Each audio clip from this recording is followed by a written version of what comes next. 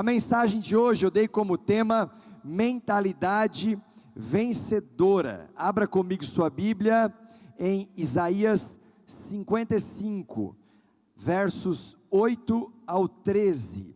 Isaías 55, versículos do 8 ao 13. Eu quero ler com você esse texto e depois nós vamos orar em cima de uma mentalidade vencedora. Amém, queridos? Isaías 55, do 8 ao 13, quem achou diga amém. Posso ler? Diz assim o texto: pois os meus pensamentos não são os pensamentos de vocês, nem os seus caminhos são os meus caminhos, declara o Senhor. Assim como os céus são mais altos do que a terra, também os meus caminhos são mais altos do que os seus caminhos, e os meus pensamentos mais altos do que os seus pensamentos. Assim como a chuva e a neve descem dos céus, e não voltam para eles, sem regarem a terra, e fazerem-na brotar e florescer, para ela produzir semente para o semeador, e pão para o que come, assim também ocorre com a palavra que sai da minha boca. Ela não voltará para mim vazia, mas fará o que desejo, e atingirá o propósito para o qual a enviei. Vocês sairão em júbilo, e serão conduzidos em paz. Os montes e colinas irromperão em canto diante de vocês, e todas as árvores do campo baterão palmas. No lugar do espinheiro crescerá o pinheiro, e em vez de roseiras bravas, crescerá a murta. Isso resultará em renome para o Senhor, para sinal eterno, que não será destruído. Eu quero orar por pessoas que estão sendo nessa temporada, talvez nos últimos dias, bombardeados por dardos inflamados do maligno. Eu quero orar por pessoas que a sua mente tem sido alvo de muitos ataques, pensamentos de derrota, de destruição ou autodestruição, pensamentos de baixa autoestima.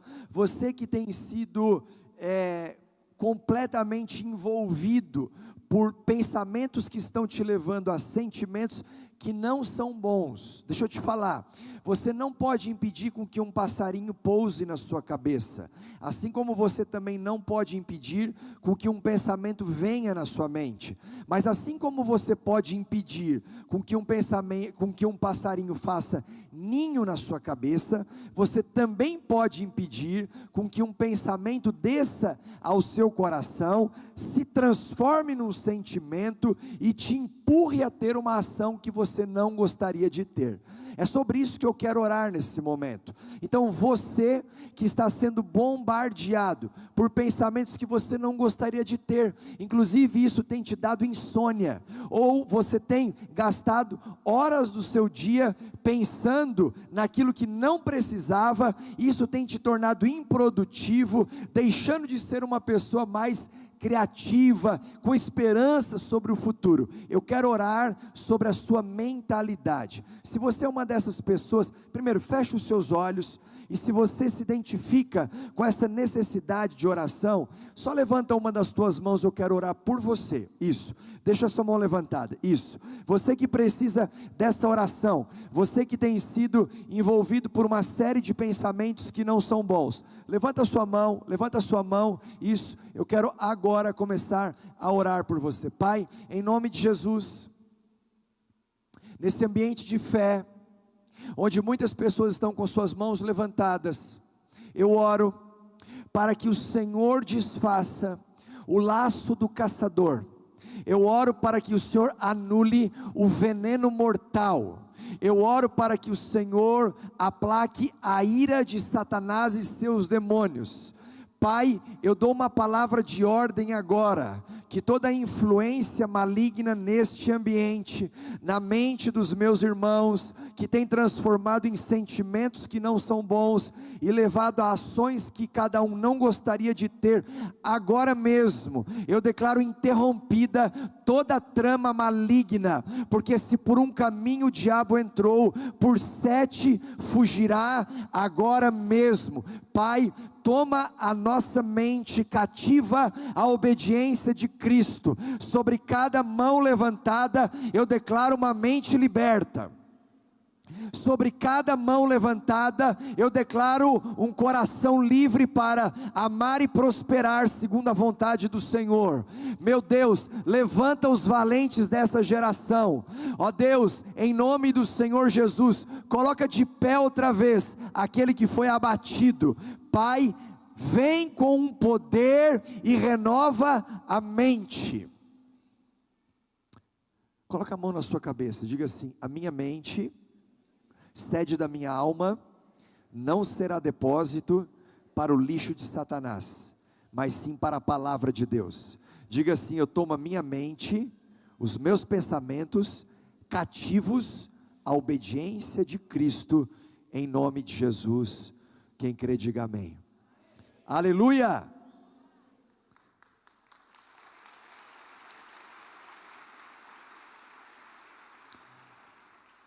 Mentalidade vencedora. Como tem sido desenvolvida a sua mentalidade? Você se considera uma pessoa com uma mentalidade vencedora, altruísta, que pensa para frente, que olha para o futuro, que está empolgado com aquilo que há de vir? Você é uma pessoa que está movida por fé, ou você tem sido bombardeado por pensamentos que têm minado a sua fé? Esse texto de Isaías 55 que nós lemos, eu quero destacar 2 palavras, logo no começo do texto, e que me chama a atenção, que são as palavras pensamentos e caminhos. Diga comigo: pensamentos e caminhos. Os meus pensamentos, eles vão me levar para um caminho. O que te trouxe até aqui nessa noite, foi pensamentos que te atraiu para esse lugar, e fez você tomar uma decisão, e te colocou nesse ambiente. Aquilo que você vai viver na sua próxima semana, tem a ver com um caminho que foi pavimentado, por pensamentos que foram cultivados. Faz sentido? Então o que você pensa, olha para mim, constrói uma estrada. O que você pensa sobre o seu casamento, constrói uma estrada de sucesso para o seu relacionamento. O que você pensa sobre a sua família, está construindo uma estrada para o futuro da sua família. O que você pensa sobre a igreja, sobre os irmãos, está pavimentando um lugar onde os seus pés vão pisar. Querendo você ou não, gostando ou não, concordando ou não, à medida que eu vou desenvolvendo um conjunto de pensamentos, eu vou criando um sistema de crença. Diga comigo: sistema de crença. E esse sistema de crença vai desenvolvendo uma mentalidade. E esta mentalidade, quando ela é consolidada, ela pavimenta um estilo de vida. Então, volta comigo. Eu vou desenvolvendo pensamentos, cultivando pensamentos. Esses pensamentos constroem uma estrada. Essa estrada que eu estou andando, por conta dos pensamentos que eu fui cultivando, vai construindo um sistema de crença, e esse sistema de crença pavimenta um estilo de vida por uma mentalidade que foi consolidada. Tem pessoas que têm uma mentalidade pessimista, outras têm uma mentalidade otimista. O pessimista, ele sempre vai olhar o lado negativo das coisas. O pessimista, ele vai olhar numa perspectiva de dificuldade. O dia é difícil, a vida é difícil, o irmão é difícil, a família é difícil, o trabalho é difícil. Isso consolida uma mentalidade, porque um pensamento construiu uma estrada. Faz sentido? Já o otimista, ele olha para o desafio, para o gigante, e ele vê a sua promoção. Quando Davi, ele olha para Golias, ele não vê o gigante. Quando Davi olha para Golias, ele vê a sua promoção. E isso tem a ver com uma mentalidade que foi construída. Uma mentalidade construída pavimenta uma estrada que eu vou trilhar. Tem pessoas que têm uma mentalidade de reclamação. Então ela reclama do sol, ela reclama da chuva, ela reclama do frio, ela reclama do calor, ela reclama da vida, ela reclama de tudo, ela reclama de todos. Como diz Augusto Cury, a sua capacidade de reclamar é um adubo para a sua miséria espiritual. Por outro lado, tem pessoas que desenvolveram uma mentalidade resolutiva. Porque se a minha capacidade de reclamar é um adubo para a minha miséria espiritual, a minha capacidade de agradecer e resolver os problemas que aparecer é também um adubo para a minha saúde espiritual. Tem alguém comigo? Então isso tem a ver com mentalidade. Eu vi um problema, eu resolvo um problema. Eu vi um obstáculo, eu venço, eu transponho aquele obstáculo. Eu entro numa crise, eu saio de uma crise. Tem gente que entra num buraco e nunca mais sai dele.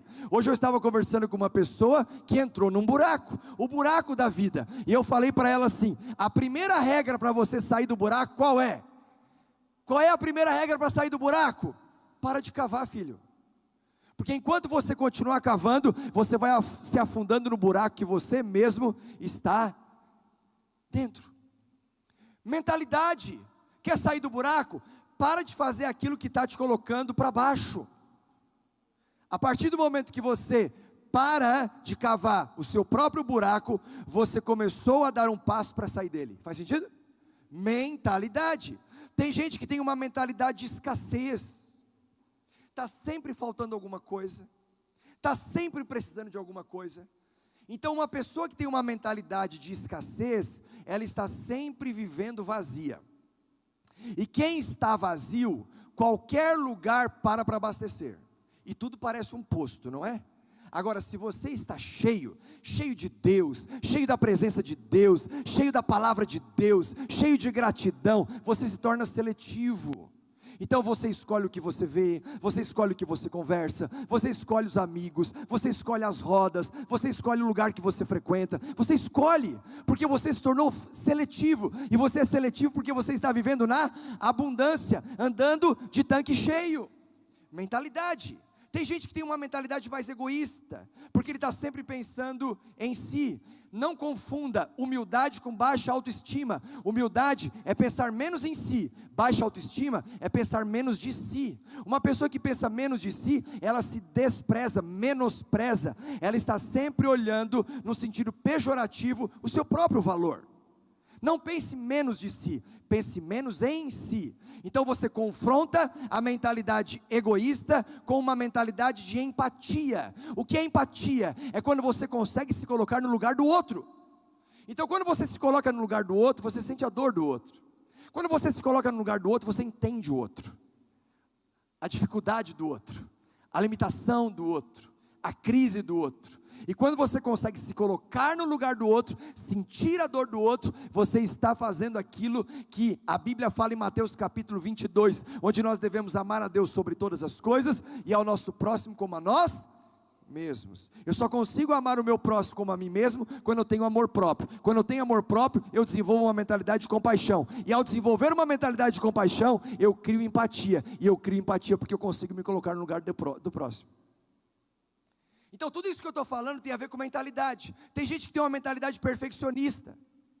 Perfeccionismo é patologia e que precisa ser tratado. É diferente da mentalidade de excelência, porque a excelência honra os céus e abençoa as pessoas. A excelência é você fazer tudo que você pode com o recurso que você tem, para glorificar o Deus que você serve. Amém? Então guarda isso, sistema de crença desenvolve uma mentalidade. Então tá bom, pastor, o que é sistema de crença? É um conjunto de pensamentos, é o que você pensa sobre a vida, é o que você pensa sobre a fé, é o que você pensa sobre a sociedade, é o que você pensa sobre o mundo. Isso vai formando convicções, valores, princípios, ideias, que uma pessoa adota como uma verdade, escute, ainda que seja uma mentira.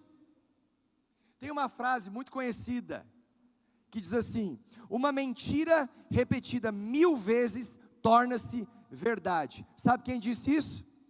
Joseph Goebbels, ministro da propaganda de Adolf Hitler na Alemanha nazista. Resumindo, uma pessoa repete tantas vezes uma mentira e fica tão cega que acredita como sendo uma verdade, pelo menos que para ela mesma. Por isso, o pensamento é uma matéria-prima para a ação. O pensamento é uma matéria-prima para uma estrada que você vai andar daqui a pouco.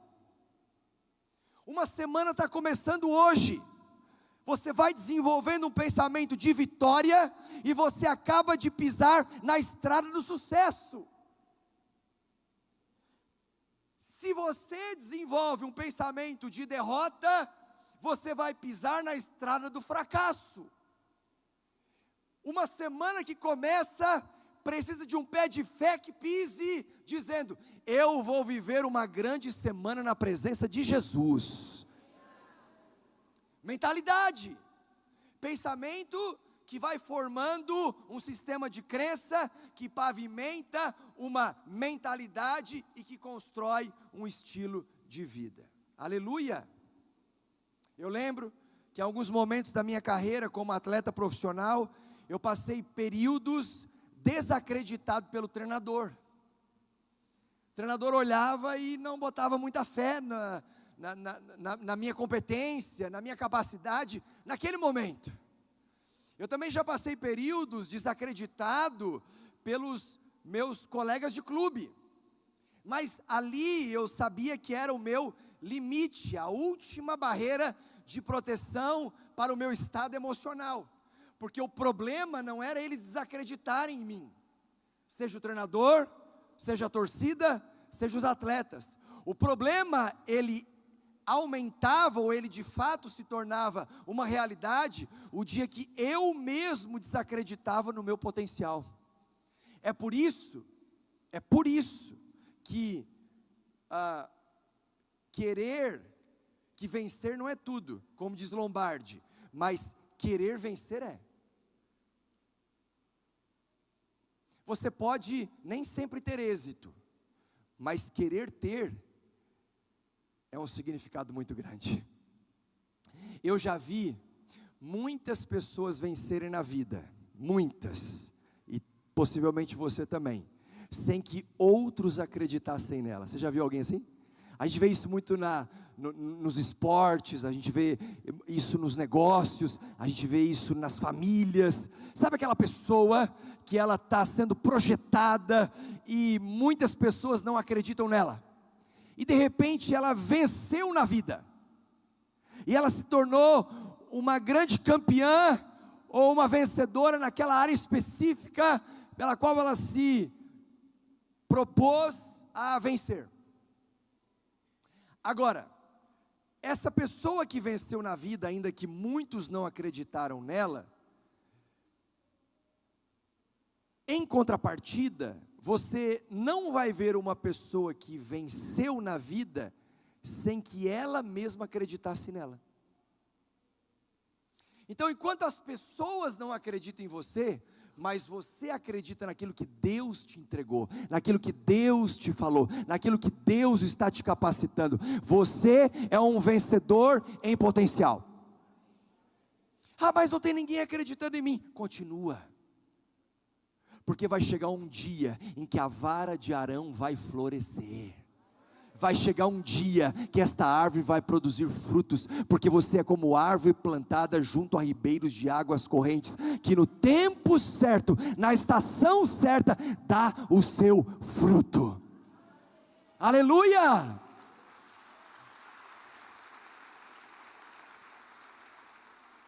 Isaías 55, o texto que nós lemos, é um convite. Diga comigo, um convite. Um convite para quem quer vencer. Tem alguém que quer vencer? Tem alguém que quer vencer na vida? Levanta a mão aí. Não, sem demagogia. Você quer vencer na vida? Levanta a mão. Você quer vencer em fé? Você quer vencer os problemas? Você quer vencer as crises? Você quer vencer as lutas? Você quer vencer as adversidades? Se você quiser vencer, levanta a sua mão e dá um glória a Deus aqui. Aleluia! Só que isso tem a ver com mentalidade. Isaías 55 é um convite para quem quer vencer. Se você não quiser vencer, não é para você. Essa é a hora que você pode botar um fone. Eu vou falar com quem quer vencer. O convite é: todos vocês que estão com sede, venham às águas. Quem tem sede da presença de Deus aqui? Então vem. Ele está dizendo: vem beber dessa água. Vocês que estão com fome da palavra, vem se alimentar, vem ser nutrido por ela. Vocês que não têm dinheiro, e aí poderia usar disso uma desculpa para o seu fracasso, e ele diz: vocês que não têm dinheiro, venham, comprem e comam. Ele está dizendo: andem por fé, e você vai ver o poder de Deus se manifestar de um jeito sobrenatural na vida de uma pessoa que aos olhos humanos seria impossível de viver o que está vivendo, porque para Deus o impossível é desconhecido. Aleluia! Deem-me ouvidos, venham a mim, para que a sua alma viva. Isaías 55. Vejam, eu fiz uma testemunha, um líder e governante. Ele está dizendo: arrume a sua postura, vamos sair do cativeiro babilônico. É hora de vocês vencerem. Busquem o Senhor enquanto é possível achá-lo. Convite para os vencedores. Isaías 55. Se você pega a partir do versículo 1. Clamem por Ele enquanto Ele está perto. Hoje você pode clamar, hoje você pode abrir sua Bíblia, hoje você pode voltar para casa, hoje você pode colocar um louvor no seu carro, hoje você pode parar tudo, entrar no seu secreto, adorar a Deus. Hoje você pode estar orando enquanto você sai da sua casa para o trabalho, do trabalho para casa. Hoje você pode ir para a escola, hoje você pode falar de Jesus, hoje você pode receber uma oração, hoje você pode orar por um doente, hoje você pode. E o texto diz: clamem por Ele enquanto está perto. Perto está o Senhor. Ele está aqui. Será que você pode sentir a sua presença? Aleluia! Que o ímpio abandone o seu caminho, e o homem mau os seus pensamentos, diz Isaías 55. O homem mau abandone os seus pensamentos maus, as suas artimanhas, as suas mazelas, abandone, deixe para trás. E ele diz: volte-se para o nosso Deus, pois Ele dá de bom grado o seu perdão. Como a pastora Andréia orou e pregou recentemente, dizendo, ela citou Provérbios 28, verso 13, que diz: aquele que encobre as suas transgressões nunca prosperará, mas o que as confessa e deixa alcançará misericórdia. Transgrediu, abandona a sua transgressão, confessa a Deus, e você vai alcançar misericórdia. Então ele está exortando para os vencedores, aleluia, exortando. Esse é um convite para o nosso 2025, um convite para quem tem sede, um convite para quem tem fome, um convite para quem quer clamar a Deus que agora está perto, um convite para quem quer abandonar os maus pensamentos, para quem quer se voltar para Deus, para quem quer pedir a Ele de bom grado que dá o seu perdão, aleluia. E para isso eu quero falar sobre 4 pilares, para desenvolver uma mentalidade vencedora, baseada em Isaías 55. Então, se você estiver anotando, anote o primeiro pilar. E por que pilares? Porque pilar fala de uma sustentação. A partir do momento que você desenvolve pensamentos que vão sustentar essa estrada que você vai andar, você encontrou um caminho que vai te fazer viver a prosperidade à luz da palavra de Deus. Primeiro pensamento, primeiro pilar para desenvolver uma mentalidade vencedora. Se você estiver anotando, anote isso. Pense no que você está pensando. Olha para mim, pensa agora no que você está pensando. Agora, o que você está pensando? São pensamentos de preocupação? São pensamentos de dor? São pensamentos de dúvida? Ou são pensamentos de fé? São pensamentos de ousadia? São pensamentos que vão te levar a viver o que você ainda não viveu, e sentir o que você ainda não sentiu, e tocar aonde você ainda não tocou, Isaías 55, verso 8 diz: pois os meus pensamentos não são os pensamentos de vocês, nem os seus caminhos são os meus caminhos, declara o Senhor. Será que os pensamentos que eu estou cultivando são pensamentos que vêm de Deus? Porque a Bíblia fala em Jeremias capítulo 29, que os planos que Deus tem para nós, são planos para nos fazer bem, para nos fazer prosperar, e não para nos causar dano. Então, se os planos que Deus tem para nós, é de nos ver bem, de nos ver prosperando, e não de nos causar dano, a pergunta é: será que eu estou pensando aquilo que Deus está pensando?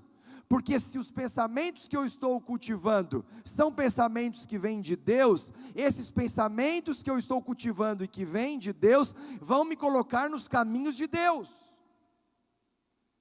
porque os pensamentos de Deus, me levam para os caminhos de Deus, me leva para a estrada com o Senhor. O Senhor está fazendo aqui uma declaração, e fica muito claro que nós precisamos sintonizar os nossos pensamentos na frequência dos pensamentos de Deus. Se eu pensar o que Deus pensa, eu vou andar por onde Deus anda. Se eu pensar o que Deus pensa e andar por onde Deus anda, não para por aí, porque eu vou começar a falar como Deus fala. Se Deus fala com mansidão, eu falo com mansidão. Se Deus ama incondicionalmente, eu vou amar incondicionalmente. Se Deus perdoa, eu perdoo. Se Deus olha com esperança, eu vou olhar com esperança. Então eu falo como Deus fala, eu ando por onde Deus anda, eu olho como Deus olha. Quando eu e André casamos, uma das primeiras orações que nós aprendemos foi: Deus, me ajuda a olhar a Andréia como Deus, como o Senhor a vê. E Andréia orava dizendo: Senhor, que eu possa ver o Marcelo como o Senhor o vê, porque se eu tiver a tua mente, eu vou enxergar com a tua visão. Faz sentido? Então, se eu tenho a mente de Deus, a mente de Cristo, eu olho para a minha família na perspectiva da visão de Deus. Então, se eu quero andar nos caminhos de Deus, eu preciso desenvolver a mentalidade de Deus. Eu quero te dar aqui algumas características dos pensamentos de Deus e dos caminhos de Deus. Eu quero começar pelos pensamentos de Deus. Olha algumas características dos pensamentos de Deus. A Bíblia diz e revela um pensamento de Deus, e um deles é que todos sejam salvos e cheguem ao pleno conhecimento dele. Todos. Olha para a pessoa que está do seu lado. Essa pessoa é da vontade de Deus, é pensamento de Deus, que ela seja salva e chegue ao pleno conhecimento dele. Se esse é um pensamento de Deus, eu vou facilitar para que ela conheça Deus, porque eu quero ter a mente de Deus. Um outro pensamento de Deus é que ninguém pereça e que todos tenham a vida eterna. Pensamento de Deus. Se eu vejo um irmão que está perecendo, patinando, tropeçando, está sempre tendo uma vida difícil, eu sei que a vontade de Deus é que ninguém pereça na eternidade, mas a eternidade teve a sua ampulheta virada a partir dessa vida. Nós já estamos vivendo na perspectiva da eternidade. Então, quando eu vejo um irmão perecendo, eu quero ajudá-lo, porque eu tenho a mente de Deus. Faz sentido? O pensamento de Deus nos mostra em Salmo 23, que o Senhor é o meu pastor, e eu não vou ter falta de nada. Não vai me faltar ânimo, não vai me faltar coragem, não vai me faltar fé, não vai me faltar alegria, não vai me faltar provisão, não vai me faltar força, porque o Senhor é o meu pastor. Pensamento de Deus. É pensamento de Deus quando Jesus diz: não se preocupem com o dia de amanhã, porque basta cada dia o seu mal. Pensamento de Deus. Viva o seu domingo despreocupado da sua segunda-feira. Pensamento de Deus É pensamento de Deus quando Ele revela: vinde a mim, todos vocês que estão cansados e sobrecarregados, e eu vos aliviarei. Se você chegou por aquelas portas, ou por aquela cansado, há uma promessa de descanso para a sua alma, há uma promessa de descanso para o seu coração, há uma promessa de alívio para a sua mente. Se você vir até Ele, é pensamento de Deus que você vai sair com o cumprimento da promessa de um alívio para o seu coração. E assim a Bíblia está repleta de pensamentos de Deus, quando Jesus diz: pede e recebe, busque e encontre, bata e a porta será aberta. É pensamento de Deus quando Ele diz: ainda que você ande pelo vale da sombra da morte, você não vai temer mal algum, porque o vale da sombra da morte parece a morte, mas não é a morte, assusta como a morte, mas não é a morte. Então esses são alguns dos pensamentos de Deus. Os seus pensamentos estão alinhados com os pensamentos de Deus? Porque se eles estiverem alinhados com os pensamentos de Deus, eles vão te empurrar para o caminho de Deus. Olha algumas características do caminho de Deus. Os caminhos de Deus, a Bíblia diz que eles são aplainados.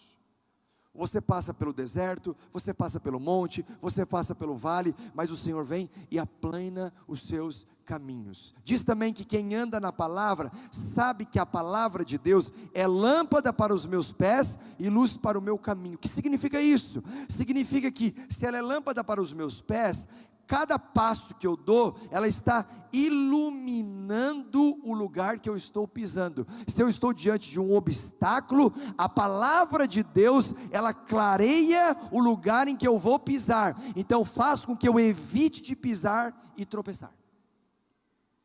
Mas ela não só me ajuda a ver onde eu estou pisando, porque ela também é luz para o meu caminho. Ela traz clareza numa distância curta, mas ela também traz direção no longo prazo. Então eu estou sabendo onde eu estou pisando por conta da palavra que eu estou vivendo, e ela é boca de Deus para a minha vida, mas ela também é direção para o meu futuro, ela é luz para o meu caminho. Pensamentos de Deus me levam para a estrada do seu caminho, e o caminho do Senhor é um caminho seguro, o caminho do Senhor é um caminho estável, o caminho do Senhor é um caminho abençoado, que vai te conduzir para a vida eterna. Então se você pensa nas coisas de Deus, você anda nos caminhos de Deus, aleluia. O segundo pilar para desenvolver uma mentalidade vencedora, anote isso: acesse um novo nível de mentalidade, porque para ter a mentalidade de Deus, precisa acessar o nível em que essa mentalidade trafega. Quando João está exilado na ilha de Patmos, ele diz: subam para cá, e eu lhe mostrarei o que deve acontecer depois destas coisas. Existem coisas que você só vai acessar se você subir ao patamar da mentalidade de Deus, e para chegar nesse lugar, há um acesso disponível para que você entre. Isaías 55:9: assim como os céus são mais altos do que a terra, também os meus caminhos são mais altos do que os seus caminhos, e os meus pensamentos mais altos do que os seus pensamentos. Meus irmãos, caminhos e pensamentos estão sempre andando juntos. Você tem percebido? O que eu penso constrói uma estrada, a estrada que eu ando tem a ver com o caminho, tem a ver com o pensamento que eu cultivei. Você olha para um jovem, e esse jovem está andando por caminhos errados. Os caminhos errados que esse jovem se encontra hoje, é resultado do que ele pensou ontem, das coisas erradas que ele pensou ontem. Pode ter começado com uma ideia, pode ter começado com um desejo, pode ter começado com uma sugestão de um amigo, pode ter começado com uma conversa, pode ter começado com uma curiosidade, ainda que por trás disso tenha uma dor, uma rejeição, uma dúvida, um abandono, uma ofensa, um conflito existencial.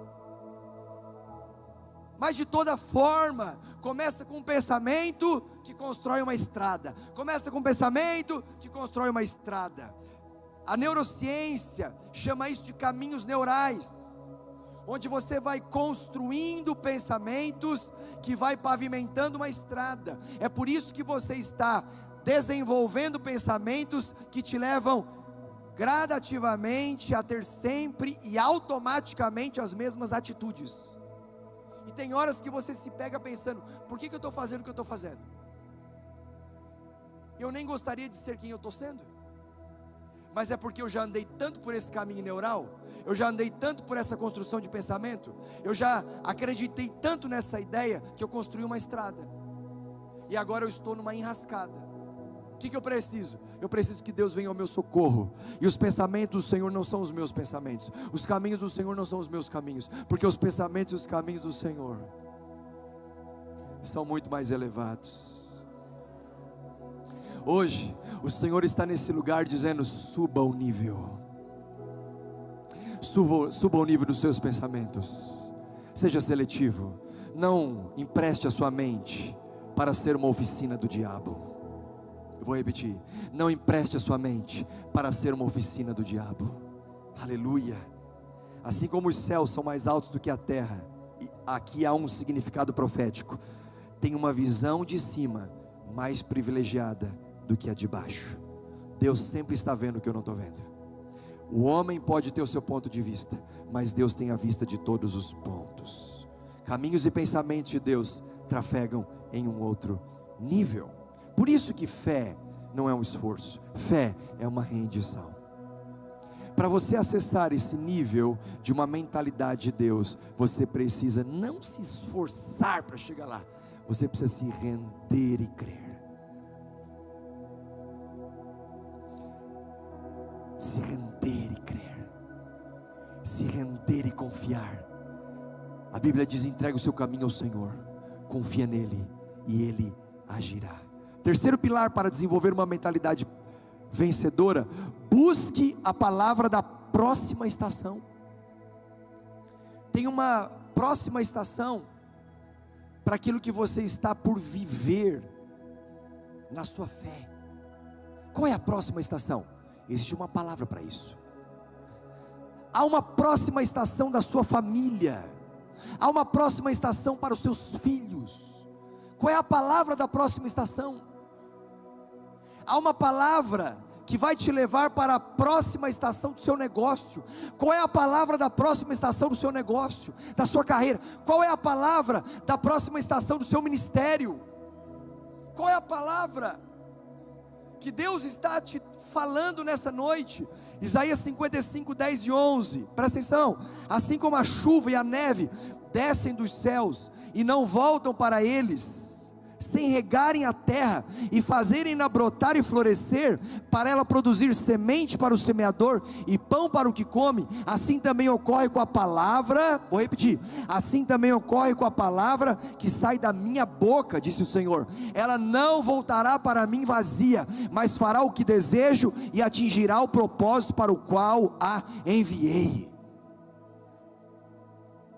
Se tem uma coisa que eu acredito, é que Deus está sempre pronto para falar, eu só preciso estar disposto a ouvir. Então, quando eu carrego os pensamentos de Deus, eu ando nos caminhos de Deus, a minha vida está nas mãos de Deus.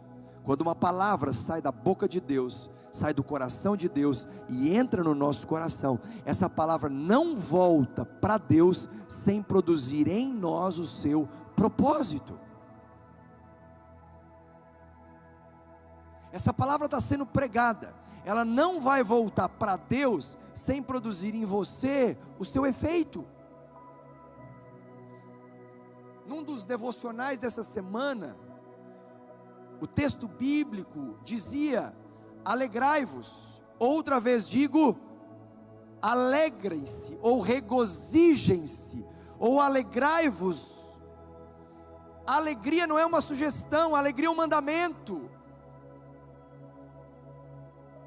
O Senhor não está dizendo assim: olha, comece o seu dia, ao acordar, faça o seu café, tome o seu banho, se arrume, faça a sua oração, faça o seu devocional, e lá por umas 10 da manhã, quando você vai fazer uma pausa para um café, dá uma olhadinha pelo retrovisor, vê se as primeiras horas do seu dia foram boas, e comece então a se alegrar, se elas estiveram ok. Ok, então você começa a se alegrar até chegar ao almoço. Quando chegar ao almoço, você reúne sua família e vê se está todo mundo bem, todo mundo deu certo na parte da manhã do seu trabalho. Não, está todo mundo ok, todo mundo feliz. Então tá bom, então se alegre mais um pouquinho, vai vivendo o restante do seu dia. E se tudo der certo, chega no final, você celebra com alegria o dia que você viveu. A alegria não é uma sugestão, a alegria é um mandamento. Então você já acorda alegre, porque a alegria do Senhor é a sua força. Então você já chega diante do espelho, já vai dando um bom dia para você, dizendo: homem lindo, ô mulher linda, Deus te abençoe, porque esse dia é o dia que o Senhor fez, e eu vou viver para a glória dEle, para a honra e louvor dEle. Aleluia.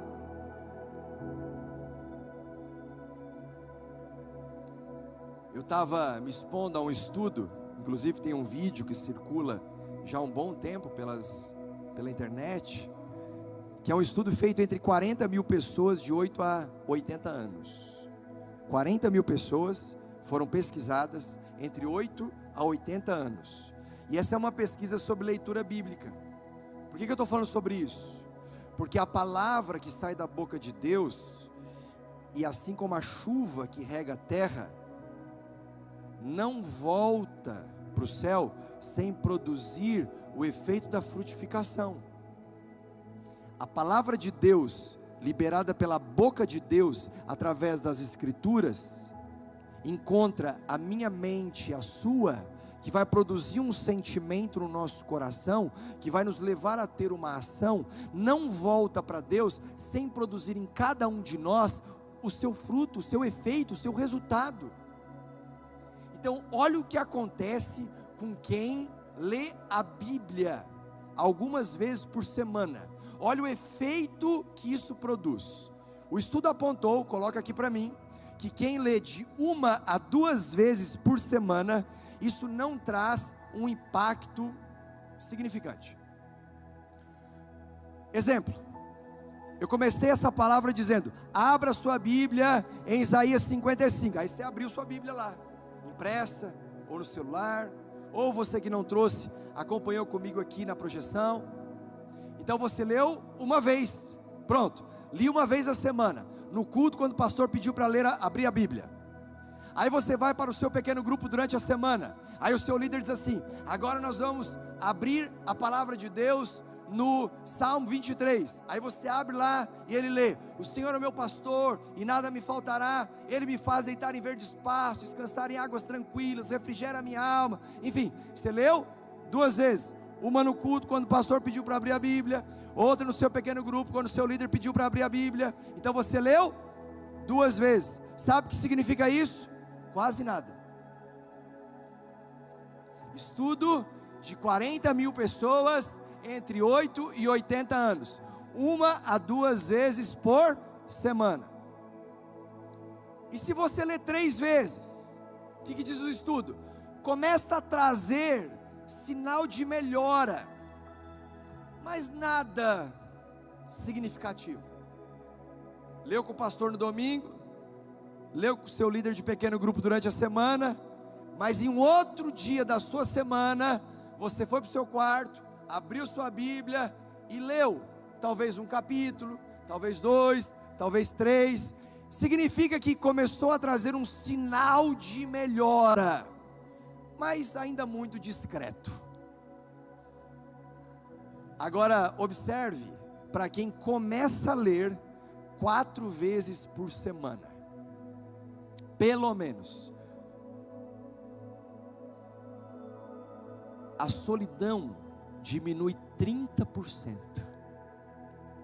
Sabe o que significa isso? Você está lendo a Bíblia e aquele sentimento de solidão: peraí, será que eu estou sozinho? As pessoas parecem que não me amam. Eu estou lá no meio daquela multidão aos domingos, mas ninguém me repara, ninguém me percebe. Aí você vai lendo a Bíblia. À medida que você vai lendo a Bíblia, o Espírito Santo vai te convencendo do amor dele por você, da presença dele naquele lugar, e ele vai começando a te mostrar que você é alvo do amor dele, e que você foi projetado pelo Senhor, e ele te escolheu antes de você estar no ventre da sua mãe. O Salmo 27 diz que ainda que teu pai e tua mãe te desamparasse, eu te acolheria. Então você vai lendo, e o sentimento de solidão cai em 30%. Pelo menos 4 vezes por semana. Próximo.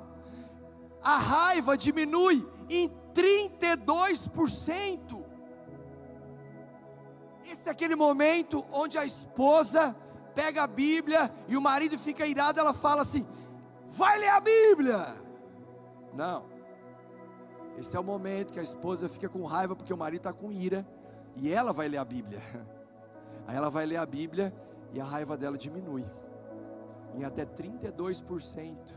Ela começa a ficar mansa, porque ela sabe que o Senhor está fazendo uma obra na vida dele, que a obra ainda não está completa, e Ele não terminou, e Ele não vai deixar inacabada. Ele vai cumprir aquilo que Ele prometeu. Olha o próximo dado. Pelo menos 4 vezes lendo a Bíblia na semana, 40% de queda em amargura nos relacionamentos. 40%. Sabe aquilo que você está carregando, por aquele irmão que você criou uma expectativa e não foi suprida, por conta de uma traição que você enfrentou ou está enfrentando. Você vai lendo a Bíblia, e a amargura nos relacionamentos interpessoais tem uma queda de 40%. Uau! Isso é poderoso. Isso que eu nem prescrevi a receita ainda. Olha, próximo. 4 vezes, queda de 57% de alcoolismo.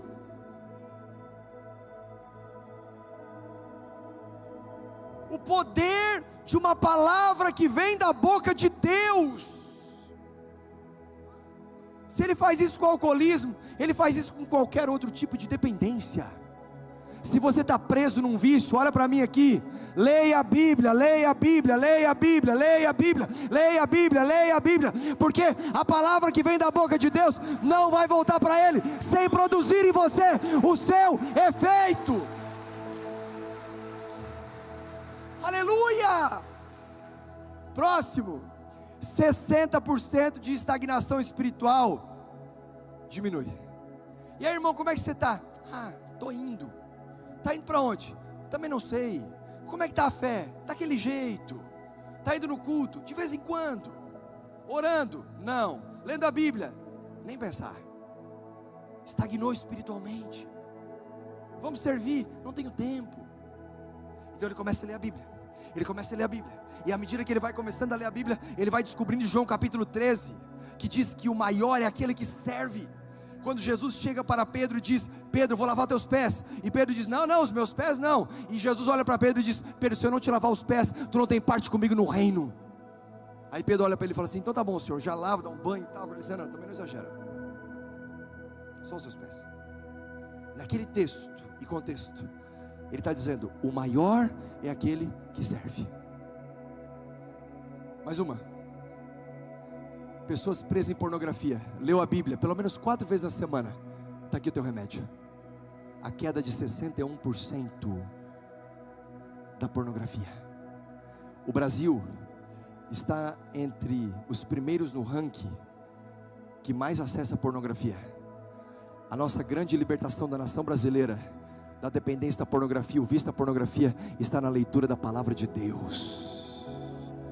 Isso é o que diminui se você ler pelo menos 4 vezes na semana. Agora olha o que aumenta se você ler pelo menos 4 vezes na semana: 200% o compartilhamento da fé. Você vai lendo a Bíblia, você não vê a hora de chegar e pegar o Uber e falar de Jesus para o cara do Uber. Você não vê a hora de chegar no trabalho e falar de Jesus para o seu colega. Você vai para a faculdade e quer encontrar o seu professor, e o seu professor já vai começar lá, liberar aquelas aulas, e você fala assim: não, peraí, deixa eu te falar uma coisa. Eu não acredito nisso, o que eu acredito é isso. Aí você prega para o professor, você prega para o colega, você prega para o seu irmão, você prega para o seu vizinho, você prega para a sua família. Por quê? Porque você está lendo a Bíblia. No tempo que eu me converti, dizia assim: cuidado para não ler a Bíblia inteira, porque quem lê a Bíblia inteira fica louco. Você é desse tempo?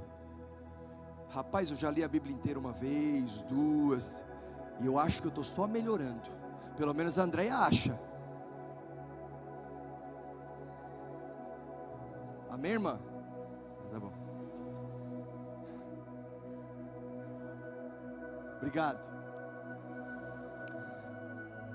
230% do discipulado. Porque não é só ler, eu preciso transferir aquilo que eu estou recebendo. Meu irmão, olha para mim aqui, estou caminhando para o final. Se você lê 4 vezes a Bíblia na semana, já acontece tudo isso. Imagina se você lê a Bíblia todo dia. Não, você não entendeu. Imagina se você lê a Bíblia todo dia.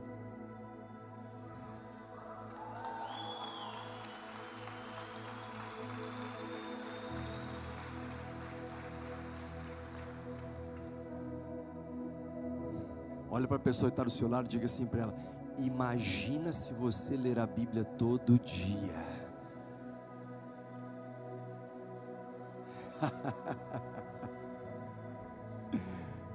Quarto e último pilar para desenvolver uma mentalidade vencedora: creia numa grande reviravolta. Creia numa grande reviravolta. Isaías 55, 12, 13: vocês sairão em júbilo e serão conduzidos em paz, os montes e colinas irromperão em canto diante de vocês, e todas as árvores do campo baterão palmas. No lugar do espinheiro crescerá o pinheiro, em vez de roseiras bravas crescerá a murta. Isso resultará em renome para o Senhor, para sinal eterno que não será destruído. Sair em júbilo e ser conduzido em paz, saindo da Babilônia, é o sinal profético de que Deus colocou a mão dele a seu favor. Os montes e as colinas representam esses lugares altos.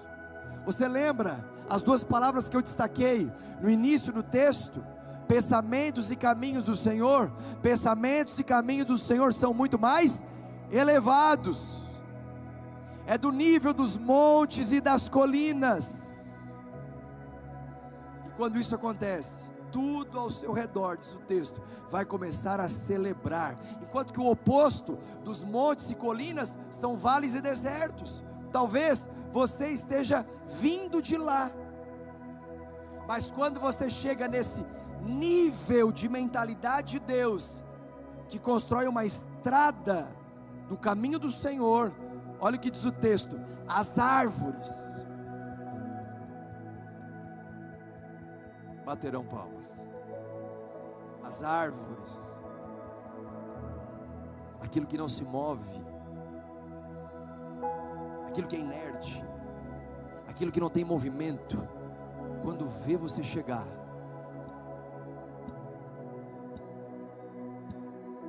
uau, chegou alguém com uma mentalidade vencedora.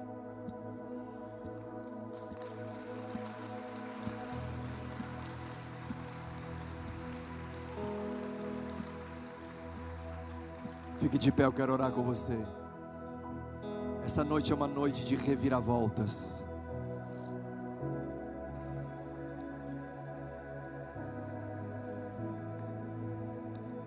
Uma noite de reviravoltas.